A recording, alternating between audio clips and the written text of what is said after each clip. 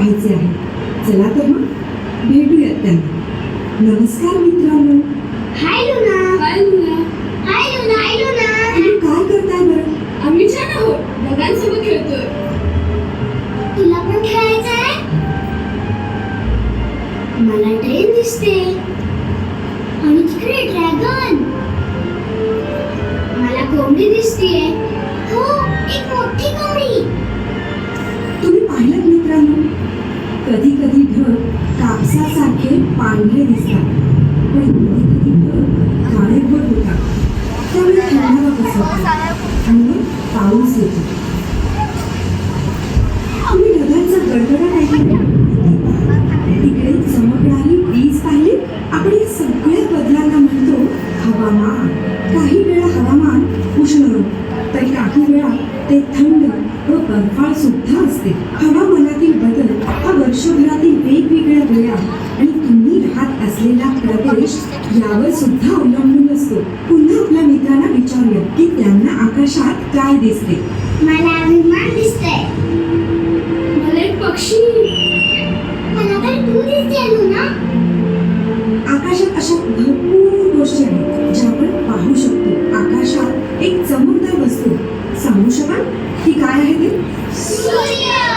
बरोबर का? ते तुमच्या डोळ्यांना हानिकारक ठरू शकते. सूर्य रोज सकाळी पूर्वेला उगवतो आणि रोज सायंकाळी पश्चिमेस मावळतो. याचे कारण हे की पृथ्वी अंतराळात स्वतःभोवती फिरत असते. या हालचालीस भ्रमण असे म्हणतात. पृथ्वीला स्वतःभोवती एक फेरी पूर्ण करण्यासाठी 24 तास म्हणजेच एक दिवस लागतो. पृथ्वीच्या या हालचालीमुळेच सूर्य पुढे जाण्याचा भास होतो. पृथ्वी स्वतःभोवती फिरता फिरता वर्तुळाकार रेषेत सूर्याभोवती देखील फिरत असते. या हालचालीला परिक्रमा असे म्हणतात. पृथ्वी परिक्रमा करीत असलेल्या मार्गाला कक्षा असे म्हणतात.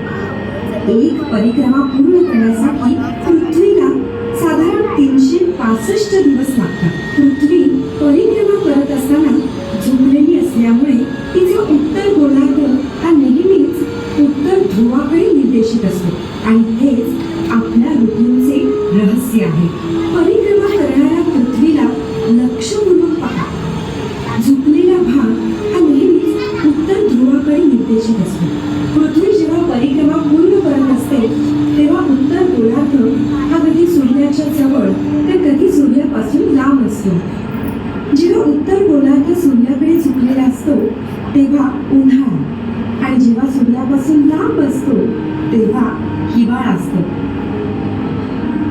उन्हाळ्यामध्ये सूर्य लवकर उगवतो, आकाशात उंचावर दिसतो आणि खूप वेळ असतो. उन्हाळ्यात दिवस मोठा आणि उष्ण असतो. याउलट हिवाळ्यामध्ये सूर्य उशिरा उगवतो, जास्त वेळ दिसत नाही आणि दिवस छोटा व थंड असतो. हे सगळे बदल पृथ्वीच्या झुकलेल्या गोलार्धामुळे होतात. दक्षिण ध्रुवावर राहणाऱ्या मित्रांसाठी ऋतू आणि दिवस काहीसे वेगळे असतात. उत्तर गोलार्धात जेव्हा उन्हाळा असतो तेव्हा दक्षिण गोलार्धात हिवाळा असतो. त्याचप्रमाणे उत्तर गोलार्धात जेव्हा हिवाळा असतो तेव्हा दक्षिण गोलार्धात उन्हाळा असतो. अरे वा, चंद्राला दिवसा बघून आश्चर्यचकित झालात ना? चंद्र पृथ्वीभोवती फिरतो, ज्याला आपण परिक्रमा असे म्हणतो. ही फेरी पूर्ण करायला चंद्राला साधारण 30 दिवस लागतात. चंद्र जसजसा परिक्रमा पूर्ण करतो तसतसा तो आपल्याला आकाशात वेगवेगळ्या ठिकाणी आणि वेगवेगळ्या आकारात दिसतो. कधी कधी दिवसा तर कधी कधी रात्री. चंद्र ही फेरी पूर्ण करत असताना सूर्यप्रकाशामुळे त्याचा काही भाग प्रकाशित झालेला दिसतो. कधी कधी आपल्याला पूर्ण चंद्र दिसतो तर कधी कधी खूपच छोटा आणि यामुळेच चंद्राचा